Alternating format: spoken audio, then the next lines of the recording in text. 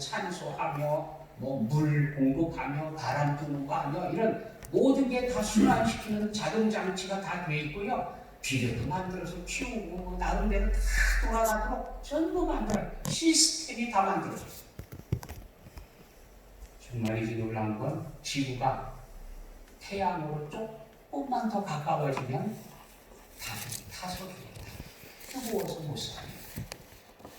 조금만 궤도가 멀어지면 추워서 못 살아요. 얼어서 못 살아요.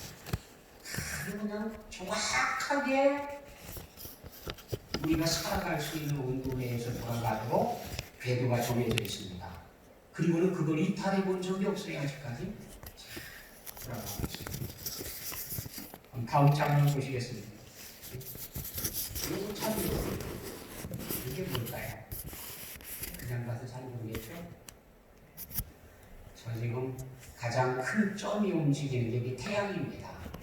태양 둘레에 작은 점들이 막 돌아가고 있는 게 이게 태양계에 속해 있는 아까 우리가 봤던 꼭섬들인데 그 안에 이제 지구가 들어가는 거죠. 막 돌아가고 있는 것 중에 하나가 지구예요. 수성, 금성, 지구. 세 번째죠. 태양에서 가깝기로 거리상으로 세 번째 떨어져 있는 게 지구입니다. 저게 돌아가는데 어때요? 같이 묶어져서 돌아가는 게 아니고 돌아가는 방향이 다 달라요. 속도가 다르고 방향이 다르고 다 다른데 저 궤도에서 이탈을 안 하고 계속 저걸 태양이 저렇게 가고 있는데 저거를 쫓아가면서 돌아가고 있는데 한 번도 이탈을 안 해요. 정확하게 궤도를 그리고 돌아가는 거예요. 그게 어느 정도냐? 지구가 조금 더 가까워지지도 않고 더 멀어지지도 않고 딱 저 궤도에서 돌아가는 거예요. 그래서 지구에 생명체들이 우글우글하는 조건을 만들어내는 겁니다. 기가 막히지 않습니까? 이게 하나님께서 하신 거예요. 우리 하나님께서 정해주신 법칙 이걸 따라서 그대로 돌아가고 있는데 여기 생명체가 우글우글해요. 사람도요 영적인 존재이죠. 우리 인간이 하나님께서 말씀하신 그 말씀의 법을 잘 지켰다고 하면 지금까지도 이탈하지 않은 채 하나님의 형상이 조금도 파괴되지 않은 채 그렇게 살아가고 있을 겁니다. 영생의 존재로 살고 있을 거예요. 그런데 하나님의 말씀의 법을 벗어났어요. 궤도를 벗어났습니다. 그래서 파멸이 온 겁니다. 그게 우리 인생의 모습, 현주소예요. 이게. 그걸 구해 주시려고 예수님께서 이 땅에 오신 거예요. 벗어난 궤도에서 우리를 다시 붙잡아다가 정상적인 말씀의 궤도 안에 살아가도록 우리를 붙잡아 들이신 거예요. 그래서 우리가 예수 그리스도를 따라서 말씀을 실천하면서 말씀을 앞세우고 살아가는 겁니다. 예수 그리스도를 믿고 있으면서 하나님의 말씀을 따라가지 않는다고 하면 그 잘못 가고 있는 거예요. 분명히 하나님의 말씀의 법도 안에서 머물러 있는 게 그게 곧 생명인 겁니다. 6절 한번 같이 읽습니까? 시작. 그가 그것들을 영원히 세우시고 피하지 못할 명령을 정하셨다. 왜 이게 궤도를 안 벗어나느냐? 하나님께서 법을 정해놓고는 그걸 피하지 못할 법을 만드셨어요. 그래서 그대로 움직이도록. 지금 우주가 제각각 멋대로 막 그냥 속도도 다르고 궤도도 다르고 멋대로 돌아가는 것 같아도 법칙이라는 게 딱 있습니다. 그래서 그 안에서 정확하게 돌아가는 거예요. 한치 오차도 없이. 그래서 우리가 바라볼 때에는 늘 그 모양으로 보여요. 북두칠성 그러면은 국자 모양으로 맨날 보이는 게 옛날 어른들도 국자 모양으로 보고 있었고 수천 년이 지나간 지금도 우리가 바라봐도 국자 모양으로 보이고 그런 겁니다. 그게 묶여져 있는 거거든요. 참 놀랍습니다. 그렇게 움직이는데 어떻게 저 속도가 우리가 바라보는 위치에서 이렇게 정확하게 보이도록 다시 제자리로 돌아와 있을까요? 신기하지 않습니까? 이게 하나님께서 정해주신 법이고 깨뜨리지 못하도록 하나님께서 정해놓으셨다. 그래서 이것들이 하나님의 말씀을 어기지 않고 따라서 움직이고 있다라고 하는 겁니다. 이게 바로 하나님의 법칙이라는 겁니다. 피하지 못할 명령, 예? 우주 행성의 궤도, 신비, 이것들을 생각해보면 하나님께서 정해놓으신 법칙이 얼마나 신비한지를 알 수가 있습니다. 아폴로 11호가 처음으로 달나라에 갔어요. 여기서 달나라까지 가는 궤도를 그냥 수십만 번을 연습해가지고 이런 궤도를 벗어나서 이런 속도로 폭발을 시키면서 가면은 정확하게 달나라에 가서 떨어질 것이고, 그리고 달나라에 어디쯤에 착륙해가지고 거기에서 작업을 끝낸 다음에 또 어떤 속도로 하면 그걸 빠져나와서 그 대기권을 벗어나가지고, 그리고 어떤 각도로 움직이면 지구로 찾아올 것이고, 그리고 지구의 어느 바다에 착륙할 것이다 라고 하는 게 계속 해가지고 그 궤도가 있어요. 그 궤도를 타는 겁니다. 요거 벗어나면 책임을 못 지는 거예요. 우주의 미아가 되는 겁니다. 정확하게 궤도 계산해낸, 수십만 번 계산해서 만들어낸 그 궤도를 그대로 타야지, 운전수가 내 맘대로 한번 가고 싶다고 해갖고 여기 갔다 오고 저기 갔다 오고 안 되는 거예요. 그랬다가는 지구에 못 돌아오고 우주에서 떠돌다가 죽는 겁니다. 하나님이 말씀의 법이라고 하는 게 그런 거예요. 벗어나면 안 되는 겁니다. 우리가 그 말씀의 법들을 지키면서 그 안에서 행복하게 살고 그 안에서 우리가 즐길 것 즐기고 다 하는 거지, 그걸 벗어나서 즐기라는 게 아니에요. 그 궤도를 벗어나는 순간 미아가 되는 거예요. 그거는 길을 잃어버리는 거죠.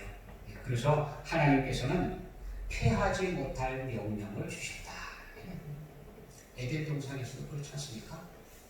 선악과 먹지 말아라. 먹는 날에는 반드시 죽는다. 이건 하나님의 명령입니다. 먹으면 어떤 사람에게는 예외를 해주느냐? 아니에요. 먹으면 죽는 거예요. 근데 그걸 알면서 결국 하나님의 말씀을 거역한 거죠. 그래서 사망 권세가 이 땅에 들어온 겁니다. 오늘 지구촌을 묶어놓고 있는 이 코비드19의 두려움, 뭡니까? 결국 보면은 코비드19라고 하는 코로나 바이러스, 그걸 우리가 눈에 보면서 두려워하는 게 아닙니다. 지금 진짜 두려운 거는 죽음입니다. 죽음. 사망 권세가 우리 가운데 와서 우리로 하여금 면역 체계를 해체시키고 까딱하면 죽을 수 있는 이런 게 두려워가지고 지금 벌벌 떨고 있는 거지, 그렇지 않습니까? 이거예요. 사실은 인간들이 하나님의 법을 어김으로 인해서 이 땅에 사망 권세가 들어왔고요.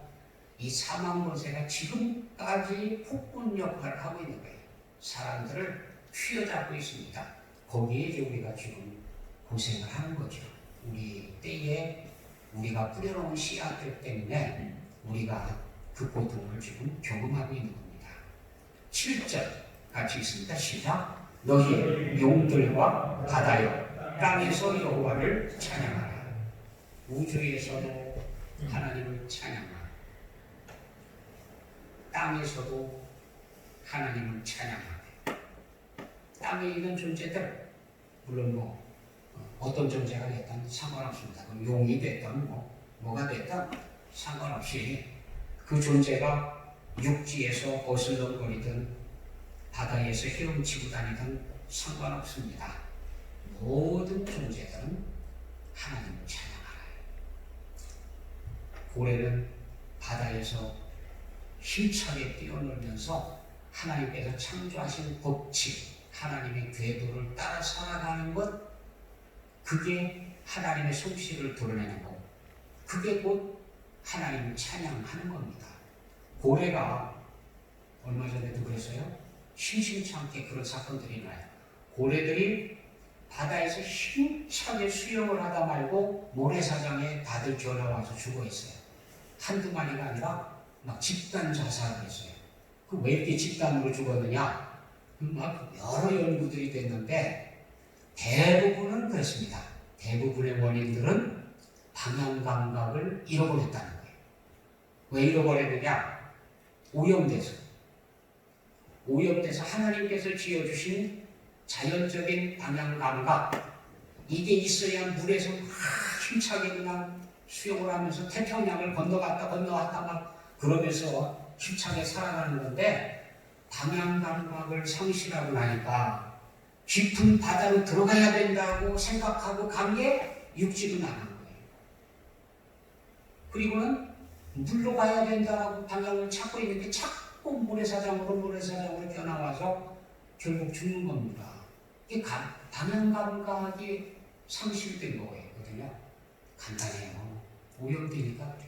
사람도요, 방향감각이 오염됐습니다. 지금 어디로 가면 생명길인지 어느 게 사는 길인지 방향감각을 잃어버렸어요. 그러고 나면 집단으로 죽어가는 거예요.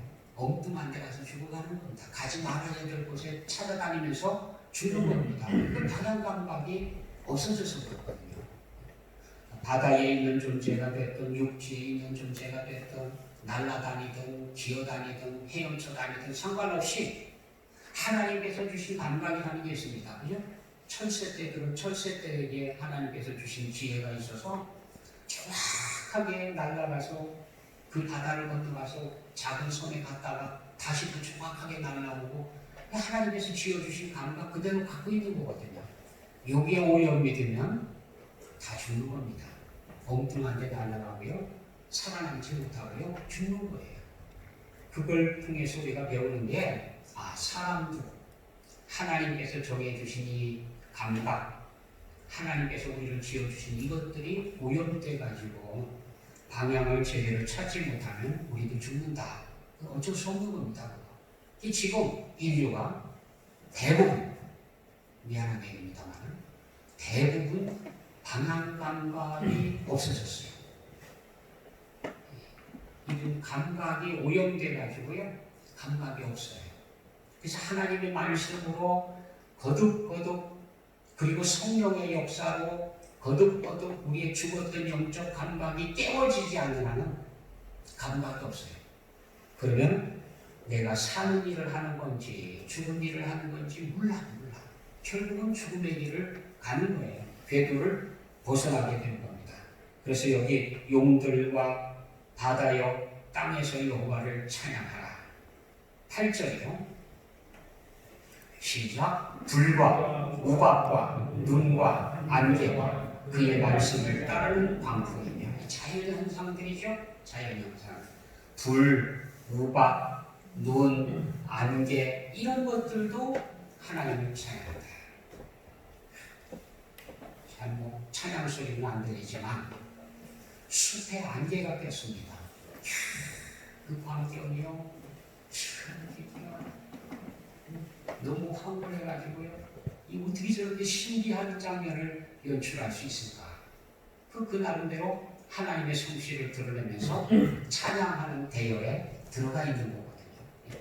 이게 찬양, 자연은 자연 현상 속에서 하나님의 솜씨를 드러내면서 하나님을 찬양하고 있다.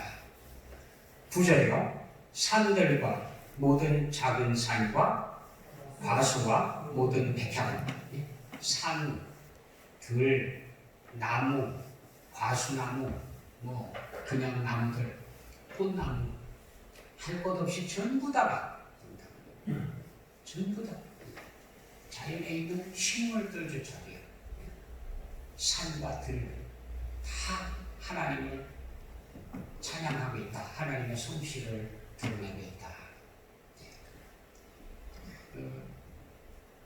한라산에 올라가다가 그 사라오름이라고 했죠. 이제 그 사라오름을 올라갔었는데, 이야, 지금 사라오름에 비가 와가지고 물이 가득 차서 철렁철렁 하는데, 사람 걸어다니는 그 데크까지 전부 물이 올라와가지고 철렁철렁 차요.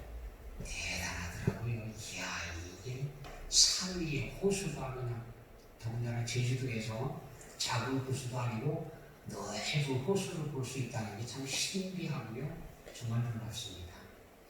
겨울은 또 겨울대로 그렇지요. 놀라운 일입니다. 아무튼 자연은 작은 산이든 높은 산이든 숲이 됐든 암벽이 됐던 하나님의 솜씨를 드러냅니다. 우리가 눈만 열어서 바라보면 그 모든 것들이 하나님의 솜씨를 드러내면서 하나님을 찬양하고 있는 것을 알 수가 있다는 겁니다. 그 다음에 10절은요. 짐승과 모든 가축, 기는 것, 나는 생명체, 호흡을 가지고 있는 모든 존재들이요. 하나님을 찬양하라. 모든 존재들이 하나님을 찬양하라. 사실 알고 보면은, 들여다보면은 신비하기 이를 데 없습니다. 개미들이 살아가는 방법, 벌들이 살아가는 방법, 우리는 배울 것 참 많습니다.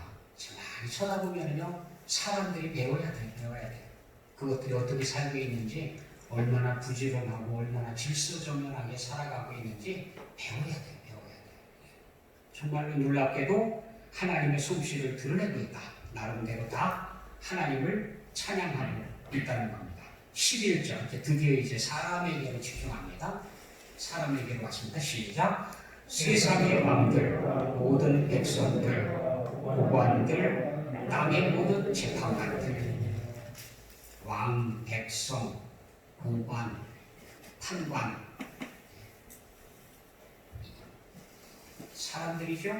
근데 사람이 뭐 그것만 있는 게 아니겠고 종류가 12절 시작. 총각, 처녀, 노인, 아이, 남녀, 노소.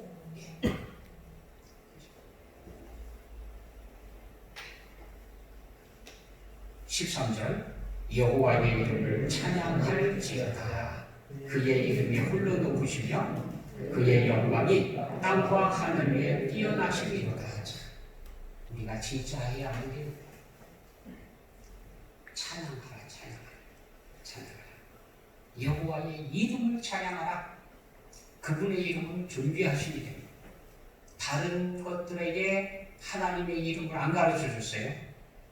사람에게 유일하게 하나님의 이름을 가르쳐 줬는데 그것도 우리가 부를 이름, 영원히 부를 수 있는 하나님의 이름을 가르쳐 줬어요. 여호와. 그 이름을 우리에게 가르쳐 주셨어요. 그러니까 그 이름을 찬양하라. 할렐루야가 바로 야 끝에 그 야가 여호와예요. 여호와. 야훼. 여호와를 찬양하라. 할렐루야. 찬양하라. 그렇게 되는 거거든요. 그러니까 하나님의 이름을 찬양해요. 우리가 계속해서 하나님의 이름을 찬양하고 영광을 올려드립니다. 여러분은 무엇을 찬양하며 살고 있습니까? 어떤 사람은 자기를 찬양하며 살아요. 자기만 찬양해. 자기를 찬양하는 게 말이 됩니까? 진짜 그거를 나르시즘이라고 해요. 나르시스라고 하는 잘생긴 총각이 있었는데 너무너무 잘생겼어요. 숲에서 양을 치다가 노래라도 부르면 요정들, 요정들이 막 홀딱 반하는 거예요. 어떻게 저렇게 잘생긴 사람이 있느냐. 막 그랬는데 이 나르시스가 한 번은 호수에 가서 물속을 들여다보다가 거기서 자기보다도 더 잘생긴 사람을 발견을 해요. 아니 어떻게 저렇게 잘생긴 게. 그래서 그냥 넋을 놓고 그를 쳐다보고 안 떠나는 거예요. 그 자리에. 그 잘생긴 사람을 바라보고요. 그러다가 거기서 죽었어요. 빠져서. 그게 누구냐면 자기 그림자를 본 거예요. 자기. 물에 비친 자기 얼굴을 바라보고는 사랑에 빠져가지고 못 빠져나온 겁니다. 그게 나르시즘이라고 하는 거거든요. 이 나르시즘을 나타내는 게 물망추예요. 바닷가에 있는 수선화죠. 이게 계속 자기 얼굴을 쳐다보다가 빠져줄 공간이에요. 자기를 찬미하는, 자기 스스로를 높이는, 이게 나르시즘이야. 사람도요 그 정도로 심하지는 않을는지 몰라도요 다들 증상들이 있어요. 증상들이. 그래서 자기 나름대로 멋진 형상을 그리면서 우리가 착각하는 게 있죠. 예.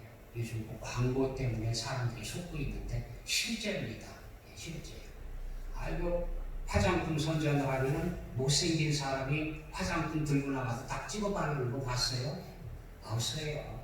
모델도 고르고 골라가지고요. 제일 잘 어울릴 만한 사람 뽑아다가 딱 세워놓고는 이거 바르고 이렇게 예쁘게 되라 이러는데 사실 그거 발라서 예쁘게 되는 거 아니거든요.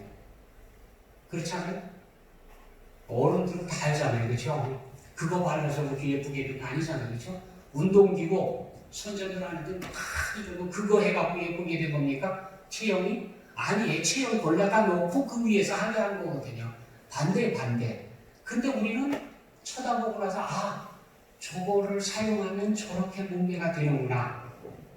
저거 바르면 저렇게 얼굴이 빛나는구나 이렇게 생각하고 바르거든요. 그러면은 뭐냐? 그때부터는 나르시스에 걸리는 거예요. 거울 쳐다보고 거울아 누가 제일 잘생겼느니 이러면서 이제 바르는 거거든요. 이게 착각이라는 거죠. 사실이 아니에요.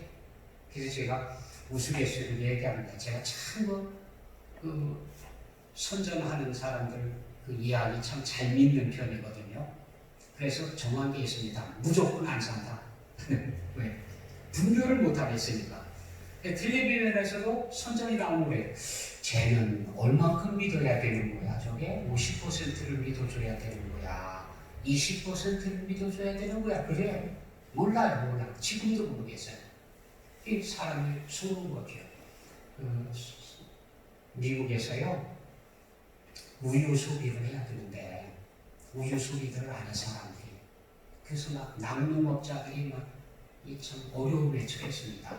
그래서 낙농업자들이 모여서 결의 대회를 하고 고속도로 상에 큰 간판을 세워서 선전하는 간판을 세워서 거기다가 광고 다 기재를 했습니다. 우유를 소비해 주시오. 당신이 사는 우유는 성실한 낙농업자들을 돕는 겁니다. 이렇게 하고 딱 써놨어요. 안 사? 누가 그 광고 보고 살 거예요? 안 사. 내가 우유를 하나 사주면 성실한 낙농업자들을 돕는 거래요. 나하고 아무 상관도 없어 그냥. 안 사 먹어요. 효과가 없어요. 그래서 광고 회사에 부탁을 했어요. 우리가 이렇게 세워놨는데 아무 광고 효과가 없다. 어떻게 하면 좋겠느냐? 광고 회사에서 딱 맡아서 잘 쳐다보고 나서 광고지를 바꿨어요. 그림을. 유명한 헐리우드 스타를 갖다가 딱 사진 찍어놓고 우유를 하나 딱 들고서 당신도 이걸 마시고 나처럼 멋있어지십시오. 그랬더니 그냥 그 다음날부터 막 사먹는 거예요. 이게 광고 효과예요. 사실은 아니거든요. 근데 우리도 그런 성향이 있어요. 유명한 사람이 나와가지고 뭐 좋다 그러면 그냥 다음날 가면 값이 바뀌었어요. 얼마나들 찾는지 우르르 난리지. 나르시즘 같은 성향을 가지고 있습니다. 두 번째는요, 남을 찬송하면서 사는 사람. 자기는 별거 아닌데 다른 사람한테 참 천재. 아첨을 그렇게 잘할 수가 없어요. 그 사람을 만나면 그냥 왜 그렇게 잘생겼습니까? 왜 그렇게 능력이 많습니까? 왜 그렇게 잘합니까? 왜 그렇게 말을 잘하는지 몰라. 남을 찬송해요. 그것도 참 기술은 기술이다. 그런 생각이 듭니다. 세 번째는요. 자연을 찬양하며 사는 사람이에요.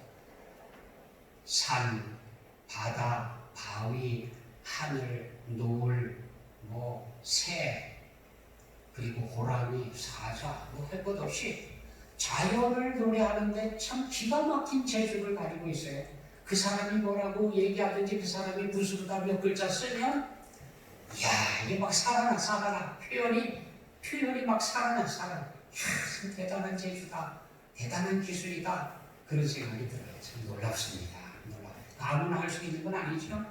그런 사람이 있습니다. 하지만 이 모든 것보다도 더 값지고 아름답고 멋진 것이 있다고 하면 하나님을 찬양하는 거다. 나를 높이고 다른 사람을 높이고 자연을 높이고 하는 것보다도 하나님을 찬양하는 게 가장 귀하고 오래가는 거다 라고 하는 겁니다. 그래서 하나님을 찬양하는 일에 같이 하라는 거죠. 그래서 여기 14절 시작. 그가 그의 백성의 뿔을 높이셨으니 그는 모든 성도고 그를 가까이 하는 백성 이스라엘 자손의 찬양 받을 이시로다. 백성들의 뿔을 높여주셨다. 뿔이라고 하는 거 원세, 지위, 능력 뭐 이런 거 다 포함하고 있는데 하나님께서 하나님의 백성들을 스스로 높여주셨다. 지위를 높여주시고 자격을 높여주시고 그래서 구원의 삶을 살아가도록 해주셨거든요. 그런 하나님을 찬양하면서 살아라 하는 겁니다. 사람이 해야 할 사명, 바로 그건 하나님을 찬양하는 그겁니다. 아이덴티티를 누가 얘기를 하는데 요즘 아이덴티티 시대는 자격증 시대예요. 무슨 자격이 있습니까? 여러분이 갖고 있는 아이덴티티. 여러분을 정의하고 있는 나라고 하는 것을 드러내고 있는 아이덴티티가 뭐냐? 저 같은 경우에 그렇죠? 나는 남자다. 아이덴티티죠. 그런데 알고 보면 세계의 절반은 남자예요. 크고 그렇게 대단한 일이 아니에요. 아무것도 아니에요. 그렇죠? 나는 아빠다. 글쎄요. 아빠나 엄마 아닌 사람들이 과연 얼마나 될지 모르지요. 그것도 그렇게 대단한 일이 아닌 것 같아요. 그러고 보면 우리가 지금 하고 있는 모든 역할들, 나를 정의에 내리고 있는 나의 아이덴티티, 나의 자격, 그거 쓸 수 있는 기간이 얼마나 될까요? 10년 뒤, 20년 뒤 사용하지 못할 것들도 많고요. 넉넉 잡고 100년 뒤에 쓸 수 있는 건 아무것도 없어요. 아무것도 없어요. 다 내려놔야 돼. 끝입니다. 끝. 그러면 그때는 뭐 하는 겁니까? 우리 아이덴티티 중에서 영원한 게 있습니다. 영원한 거. 끝나는 게 아니라 영원한 게 있어요. 그게 뭐냐? 하나님의 자녀라는 거예요. 하나님께서 나를 사랑하시고 그래서 나의 죄를 용서해 주시고 그래서 나를 하나님의 자녀 삼아주셨다. 우리가 하나님의 자녀다 라고 하는 아이덴티티는 영원한 거예요. 영원히 하나님의 자녀예요. 이건 변하지 않는 거예요. 그래서 우리가 영원히 누릴 수 있는 나의 아이덴티티는 나는 하나님의 사랑받는 딸이다. 나는 하나님의 사랑받는 아들이다. 이거예요. 이거가 영원한 거거든요. 요거 우리가 알고 사는 거거든요. 우리가 이거 누리면서 살아가는 거예요. 하나님 나라에 가서까지 이거 누리면서 사는 거예요. 이게 우리가 가지고 있는 진짜 변하지 않는 아이덴티티이고요. 그래서 우리가 해야 할 일이 뭐냐? 하나님을 찬양하는 거다. 영원토록 하나님을 찬양하라. 그거예요. 그래서 변하지 않는 거예요. 지금부터 시작해서 영원토록 하나님을 찬양하는 가치를 우리가 알고 여기에 좀 마음을 쓰자는 거죠. 자연히 하나님을 찬양하는 것처럼 우리도 하나님을 찬양하고 하나님의 솜씨를 드러내고 그렇게 살아라고 하는 겁니다. 그게 시편 148편이 우리에게 말씀하고 계시는 내용입니다. 영원토록 하나님을 찬양하면서 하나님의 자녀로서의 지위를 누리며 살아가는 여러분 되시기를 원합니다. 기도하겠습니다. 사랑의 아버지 하나님, 오늘 저녁에도 주의 말씀 앞에 앉게 해주시고 영원토록 하나님의 자녀로서 하나님을 찬양하며 살아가게 해주시면 감사드립니다. 우리에게 주어진 이 놀라운 은혜들을 발견하게 해주시고 우리의 입술이 마음이 하나님을 찬송하며 살아가게 하여 주옵소서. 예수 그리스도의 이름으로 기도드립니다. 아멘. 찬송 80절